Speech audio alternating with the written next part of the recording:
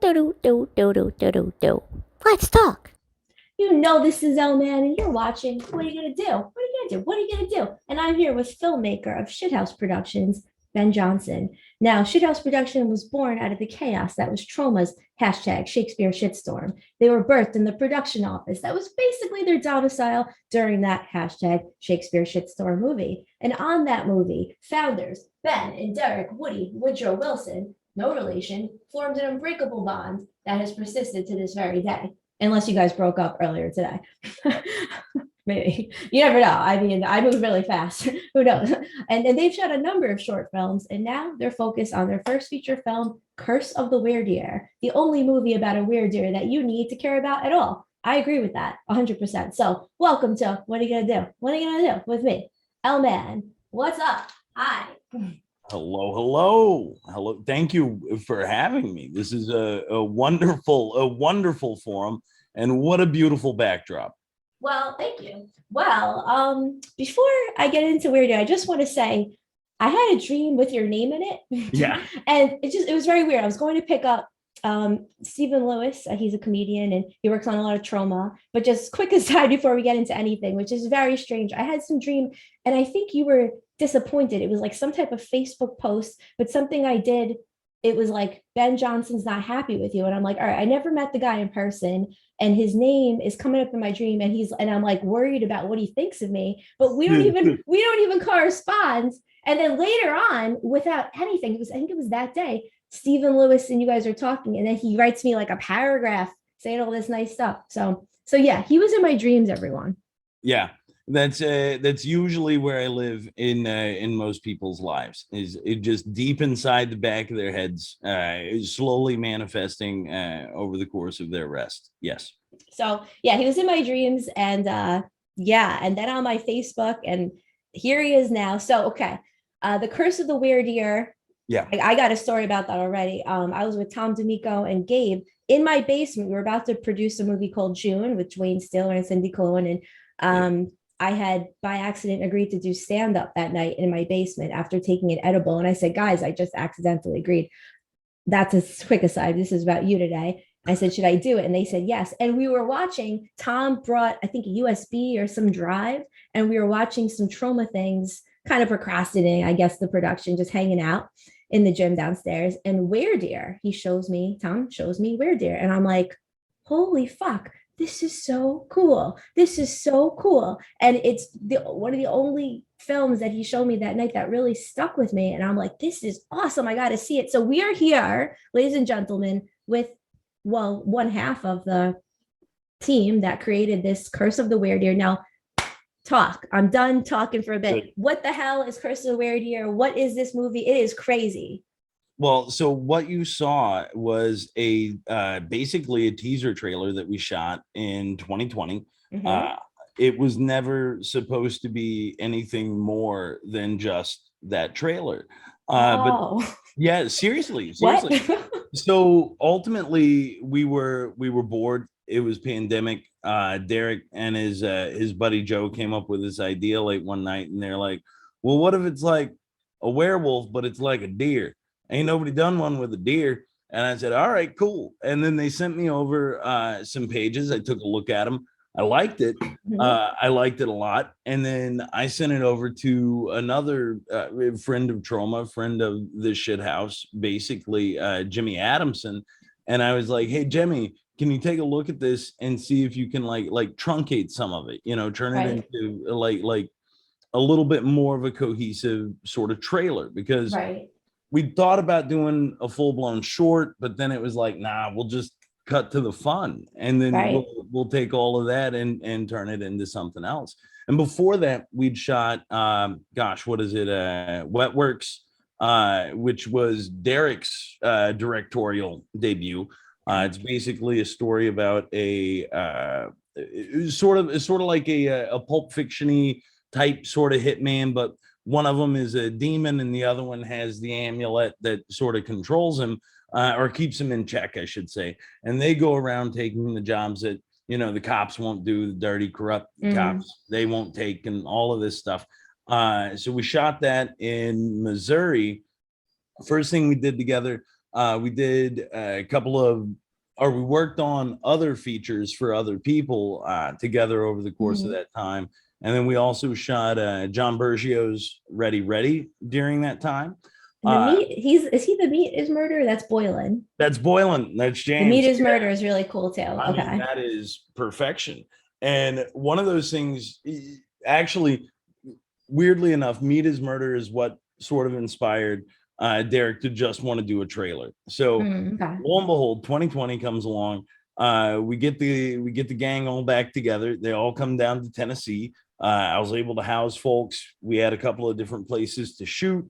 It's very easy in Sumner County, Tennessee, because you don't have to pull permits. You really don't. No, the only thing you really have to do is make sure your locations are good. Like if you're talking with business owners or whomever, but to be out in the streets to whatever, you do not have to pull a permit. I double checked it with the state film commission. So step one in crafting a low budget movie with literally pennies is if I can talk to your state film commission, find out where you don't have to get any where you don't have to pay for anything. Right.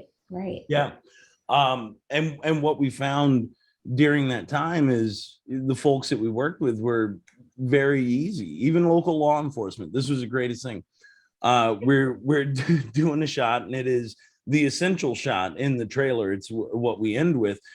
We have the game warden driving up, and he sees the deer in the middle of the road, and we get that very literal deer in headlights moment. We got stopped. There were a couple of phone calls because we were in a street, and an officer comes over, and he goes, "Well, did you get what you needed to get?" And I said, "Well, we've got a couple other things to get." And he was like, "Well, what are they?" So, "Well, we've got to be in close on the driver. We have to get his reaction. We have to light for that." He pulls me over to his car and he says, "Well, do you have to do it in the middle of the street?" "No, sir, we don't." He goes, "I'm going to tell you, you go over here. I'll know where you are. You'll know where you are. You go there, get the rest of your stuff, and you kids have a good night. And let us go on about our business." That's how I would be. I mean, but you were shooting in the middle of the street because it's more authentic. Is that why you were doing it? Because I'm very against shooting in the middle of the street. Like my dad actually got run over by a car. He's fine, but he's like a big guy and he's like Mr. Safety at Long King Poly. But for some reason, when we go walking, I guess he thinks because he's like so physically big and tough that like he can just he's bigger than a car. So he was walking on a street. He's like, "Oh, I got hit here," and it's like he walks in the middle of the street like he owns the streets. Are you like my dad? You guys are just like, "Oh, we could just be in the middle of the street. No one's gonna touch us." Like, what was that? Who made that decision? Well, that was my call. Okay. You're like my dad. It was in my hometown. And this is the thing. So we found a back road was what it was. There's little or no traffic. Speed limit through there is 30. We had a van on either end of the street. Yep. With production people there. You know, flashers on if they saw cars coming. We were able so that's why the cops came. They saw all this. The neighbors saw all that. Oh, the neighbors. Okay. All right. And they called the cops on us. That makes sense. And that was fine. But then they sent us over to like a little parking lot. And what we were able to do is find a position wherein at least for the couple of closes that we needed, we were able to get. So no big deal. And then when we came back to do the feature, the first place I went to was the police station outside of City Hall. I went to City Hall and I said, "Hey, the film commission says I don't need permits. I'm going to be out in the streets." And they said, "Talk to the cops." They said, "Okay." I went and talked to the police and I said, "Here's where we're going to be over the course of the next 3 weeks. I'll send you guys a couple of emails. These are the streets we're going to be on. This is what we're going to be doing in case anybody calls." Tip 2, work with people, talk to people, tell them what you're doing. 9 times out of 10, maybe not so much like in New York or Long Island or wherever, it maybe not so much, but in a small town, people are still excited. They're still excited about somebody here is doing something that's not just a 9 to 5. That's not like baling hay or whatever. Okay, cool. So this is where you want to be friends with the cops, but kind of being facetious and obnoxious, but I'm kind of being serious. You know, there's all these cops retiring. I forget how many thousands I think left New York City. Sure. I mean, pretty soon at this rate, you're not going to have to ask any cop for permission because they won't exist. I mean, they're not going to be there, but I mean, I might be skipping an event at Javits Center tomorrow just because the crime is, I mean, I've had such crazy situations happen in the city, but let's go back to you. So my next question was, you and Derek, you live in small towns. Yeah. So I can't tell you how many times I just turned 38. People say to me, oh, I don't, you have to be in New York City or you have to be in LA. Or they'll even say to me, I'm in Long Island about 35 if you speed, or like 2 hours from the city. And they're Right. like, oh, you got to be in the city. You got to be in the city. I got my thoughts on that. Where do you think you have to be in New York City or LA to make movies that get big audiences and also make money, and or make money, get big audiences? Because anyone can make a movie, but maybe no one sees it. Sure. What do you think Sure. about this? There's I think both of those places are highly romanticized. Hell yeah. That's really like the nuts and bolts of it. Mhm. I mean, if you want to gig consistently on film, you should be in LA. Yeah, If you want to gig consistently on film, you should be in New York. There are tons of productions that are shooting there. true. I live about 40 minutes outside of Nashville, and weirdly, Nashville. What's your address? What's your social security Yeah, number? right. No, I'm just kidding. I'll just let you, please, all my information. It's all out there. You can find it all on at shit. I already did. I'm right outside your door, Sydney. So what ends up happening though, those places they're very much romanticized. I do think that access, if you're a grip, if you're a PA, you want to go where people are shooting things. Atlanta, Nashville is also becoming a hub. Like my day job, I work at a grip shop in Nashville, rental house. What do you guys gripping in there? Pardon? I'm just kidding. No. Dumb joke. Dumb joke. What are you gonna do? So ultimately, like all of our gear is gone right now on big productions. All of our gear is gone. So it's one of those things where it's popping up in different sort of key areas. But you can live in a town of 2,500 people and you can shoot a film that will get seen. You can make what you want to make, and you can do it with little or no capital, depending on the people you're working with, the favors that you can call in. And then this might be the only one that you ever get from them. That's actually the other part. That's my next question. We're just going to jump to that. Sure. Another thing I hear all the time, and I'm like, no, because you hear people that get in their own way and they set these limits, and people are stuck in the past that you need $100,000 budget or $10,000 budget. I mean, 10,000 is like, considered like almost nothing. But, for me, I'm not rich, despite there are rumors that I'm rich. 10,000 is a lot of money. So my question to you is, people say to me, oh, I want to make a movie, but I don't have the budget. And I say, you can still do it if you're smart and you're resourceful. So what do you think is the lowest amount of money you could use, let's say, to make Weird Year? How about that? We're using the lowest amount of money. Do you mind sharing? Make this. Yeah, no, our budget right now, our working budget is $25K. And then I've got a little bit more tucked away. We're getting ready to do some additional photography at the end of the month. Some stuff that we just simply did not have time to get to.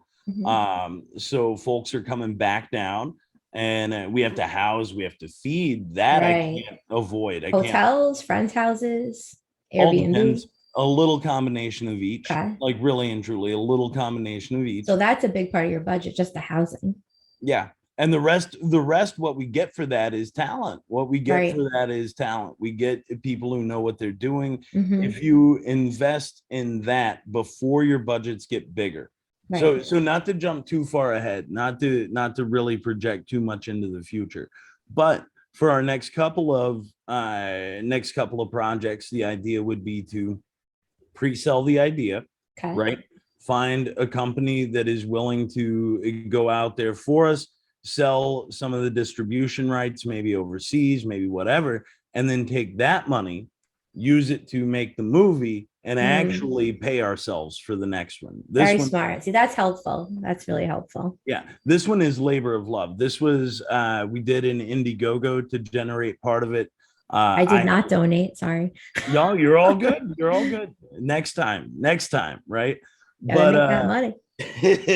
But what ended up happening is we made a little bit there. I had a little bit tucked away to sort of come up with let's say about half of it, give or take. Okay. And then I had a couple of other people that were sort of private investors that helped us out. Now, you put your own money into this. Do you think you're going to make it back? What do you think? No. You think you're going to lose it? Absolutely not. No, I do not. You never know. You don't know. It could end up like The Room or something. Like Tommy Wiseau's assistant just asked me to work for them to screen The Room, and I was like, I was busy, so I said, and I don't believe in canceling. Like I really don't. So I said no. I could have done it, but hopefully that'll come up again. But I mean, hey, this could go on for 40 years screenings. Well, and so there's always that possibility, but at the end of the day, this one, at least for me personally, wasn't necessarily about making anything other than making the movie, telling the story, and low-key proving to self and team that no, we can do it. We can do it. And, well, just based on the trailer I saw, I think it was 2020. Yeah, I kind of fell in love with it. Yes, I was on edibles, but I also saw it not on edibles while screening Tom DeMico's film, I think another time. And I was like, I got to see this. This is cool. It just, sometimes you see something and it sticks with you. And it's just so weird and wacky and like a weird year. And it's like funny. It's not really scary. I mean, I don't think it's going to be scary. This like horror, we only call it a horror because there is a monster. And there is gore. Sexy. There's kind of sex scene. Oh, I saw a little bit. There's a lot of sexy. There's a lot of boobs in it. The boobs are like the size of my butt, although my butt's really big, so it's not that big. But they're pretty big. There's a lot of big boobs in this. If people like big boobs, I don't know if there's big butts in it though. Actually, there kind of are, right? No, there is. Yeah, there is. Okay. Yeah. Right. Asking the hard-hitting questions. I mean, well, but see, here's the thing too, and so this is another thing that I sort of feel strongly about. Most nobody took a check for the movie as far as cast or crew. However, if people are coming down and they are nude on film, you pay them. They're arguably the most vulnerable people on sets on those days. It is a weird conversation to even begin to have with someone. I've had it as the producer. I've had girls right here naked shooting magazine, like totally naked. Yeah. It's like, you want to be respectful. Entirely. And and at the end of the day, those ladies in the bachelor party sequence that we shot, not only did they come like with their game faces on, but gave more than we asked for. And then when I was like, look, is it okay if we insinuate that we are throwing a ping pong ball, like that you're like shooting it out of your vagina? Is that okay? Wow. Can we do that? I'm going to be, and literally we had two dudes. One was me. One was Fletcher Graham, who used to live up there. He gets killed. He's the guy who says our beautiful penises in the trailer. But we're both like laid down on the ground. We've got a couple of like apple boxes. This lady's got her legs raised up. We've got camera position just right. We're just hucking these ping pong balls, right? Wow, like just hucking. I mean, if you don't ask, the answer is always no. So feel free to ask, And all she did was, her name is Alice Winkler. You should look her up online. Okay. She is lovely. She is wonderful. She is absolutely game. And when we pitched it, I was like, it's not in the script. It's in nothing. I told you no is an acceptable answer. Right. She just laughed at me and was like, this is where I'm going to lay down. Just make sure I got a blanket. This is what we're doing. You're lucky you got, because, sometimes you get people and they're like, I'm not doing anything. I'm not even going to raise my leg, nothing. Right. And like, and again, both Jessa Daisy, and then Renee Bethel, who were the three in that sequence. I mean, absolutely wonderful. We shot in Tennessee in April. This is after 10-11 o'clock at night. Wow. It is fucking cold. It is really cold outside. Yes, very. And we set up a tent and had like 5 or 6 blankets in there. Oh And we're wow. just like, please get warm Yeah. while we're between shots. Yeah, the Well, warmth on set, that's a big thing for me. I have uniforms, I have hot water I bring, I have a whole entire system of how to stay warm and cool on set. It's right. very important. I mean, who would think that you have to, eat certain things and bring waters and certain clothing? It's a whole system. It's literally a protocol staying warm and cold on set. And if you don't have that, you're going to suffer. It's going to be miserable for you. But Hot water, bring hot water. but absolute troopers. So there's that. And then we also shot at a local bar in town. And that's where we did the strip club, because in our story, our hero, Randy, is betrothed to a stripper whose name is Becky. And so we have to be, for the feature, inside the strip club. We can't just, you know what I mean? And luckily this bar has a pole up on the stage, and we had the undeniable Nadia White come out, and she played our Becky. And yeah, no, I think that pole saw more action that evening than it had in probably a dozen years. Weirdly, we got a bunch of locals involved for that scene and for the bar scene, and ended up being some of the best actors that we had. Sometimes people surprise you. It's sometimes the people with no experience. I did a film festival, and I have to say, sorry to anyone that was in my show. It was comedians and actors, and I'm so grateful, and everyone was great. But honestly, I think the guy who annoyed me, and he even got kicked out of the festival. I hosted shows. The main producer of the festival kicked this guy out. He had no acting experience. Gotta say, most inappropriate, most entertaining, most problematic, but the least experienced guy was the most interesting, and he made the show the most interesting show. So some people surprise you. You don't need trained actors necessarily. There was a kid. Necessarily, sometimes it's very good. It's nice to have people who know what to expect, but we had a kid. Our assistant director was auditioning people in the moment. We had a couple of lines that we needed the townspeople to say, and there was a kid who, he kept reading the line off the page, and he was like, "What the hell is his word?" So Terry, our AD, goes over to, "Oh, it's insatiable," and he's like, "Okay." And so the kid does another read, and he delivers it on real, like, I forget exactly what it is, but it's something along the lines of like, "Well, how can we teach our children our insatiable lust for blood? If you cancel doe days, how can you cancel hunting season? Whatever." And the kid nails it like straight up to a wall, nails it. And then he turns around and looks at all his buddies, and he said, "I ain't ever said that word before today." And it was the funniest thing. It was perfect though. Perfect. That's cool. Yeah, maybe this guy's going to be a star. I'm going to jump to the next one. So yeah, I like people to share their biggest mistakes when it comes to filming and casting and editing. Now, I listened to another interview of yours while I was cleaning my house, which I keep my house like a hotel, it's whatever, and it's a mess anyway. So you're a very good cleaning buddy, you are. Now, you said in this interview that your DP drank moonshine, and they should have just had like a thimble. Sometimes you can drink, depending on, like, I can have a thimble of alcohol and still function. I did do a photo shoot, and I drank like 2 glasses of sake because these girls were stressing me the fuck out. And honestly, I think it helps.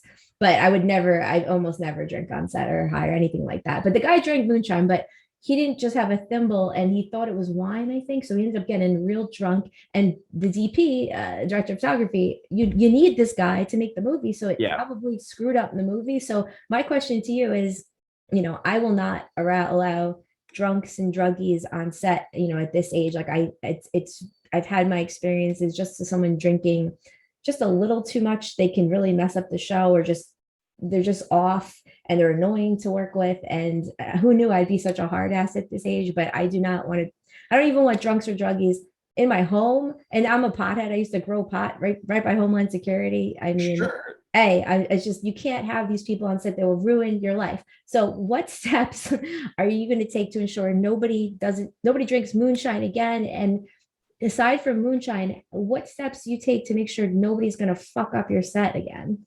Yeah, I and this is arguably the most irresponsible thing. I tell everybody just not to tell me. Just don't tell me what Oh, you do. man. Don't put it around me. Don't whatever. And I'm Okay. like, if it is noticeable and it is a problem, we Yeah. will talk. If I Okay. do not have to know about it and I do not know about it, fine. Like whatever. So ultimately, this kid, to long and short of this whole story was, didn't know him. He was a friend of Derek's. He was going to shoot for us. Also during this time, two of our team members that were supposed to bring the camera did not bring a camera, either one of them. What? Yeah, did not bring a camera. So I show up and I just bought a camera. We had, again, our editor, DIT boy, Mr. John Bergio. He formatted it for me. He made sure that we were able to shoot, and I was going to let this kid shoot with my new camera. He's supposed to know what he's doing. He said he'd done some AC stuff. Okay. What we find out in a couple of conversations is that he really hadn't. He'd never really shot much of anything. Yikes. And then the morning that we're getting ready to shoot, it's like 8 o'clock in the morning.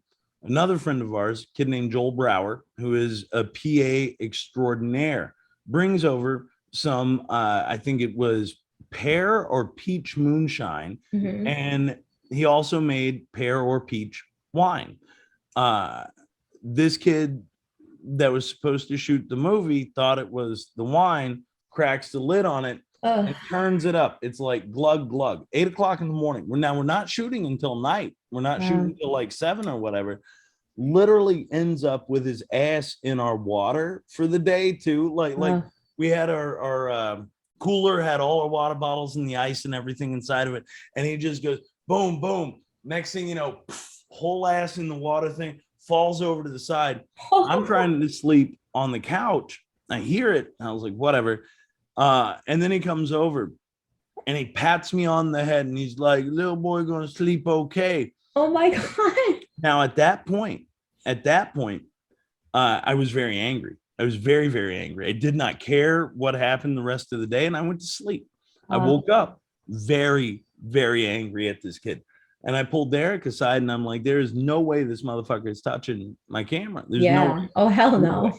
No, I don't care what he does. I don't even want him here. I don't care what he does. So the kid, it's like 30 minutes before we're supposed to start shooting. He pops up and he's all happy, like, hey, let's take a look at this. I pull him into another room and I'm like, if you ever fucking touch me again, let me tell you this. Here's the thing. I don't care what you do, who you are, whatever. You ever fucking touch me again, it's going to be an entirely different story. Wow. I was like, you should have had your ass asleep like the rest of us. I don't know what you're doing. You don't get to shoot a movie. You can touch lights. And I left it at that. And then I shot the movie. I mean, just letting him touch lights, though, is risky because he can knock him over. Even then, but he was sober. He was sober while we shot. Okay. And this was, again, like I say, this was the morning that we're leading into a night shoot.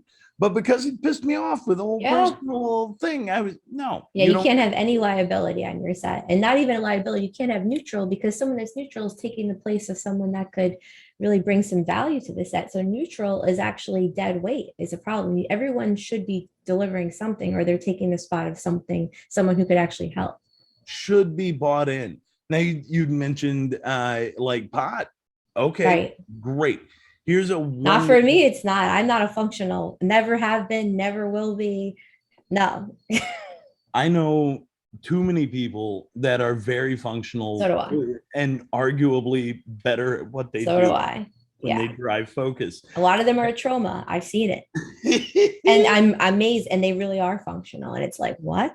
Yeah. And so with that, I mean, even myself, if we're on a break or we've got 30 minutes for a light setup while we're doing anything, I'll take my sides around back, take a rip, call it good, come back in, and we're making a movie. It's I get worked up. I get very like me too sometimes, and I find that I'm able to talk with people and understand what they're going through, and a lot better than just being hyper focused. Pros and cons to that, because pros, it's fun. You could smoke on set, but the cons where you don't have as much fun as me because I get blasted like I'm on bath salts and it's like nothing's ever changed since I was like 17. People thought I was like on serious drugs. I just have a hit of pot and I'll start jumping off of things, and I just threw this amethyst right there the other night. I was making a point. I threw all this stuff off my counter.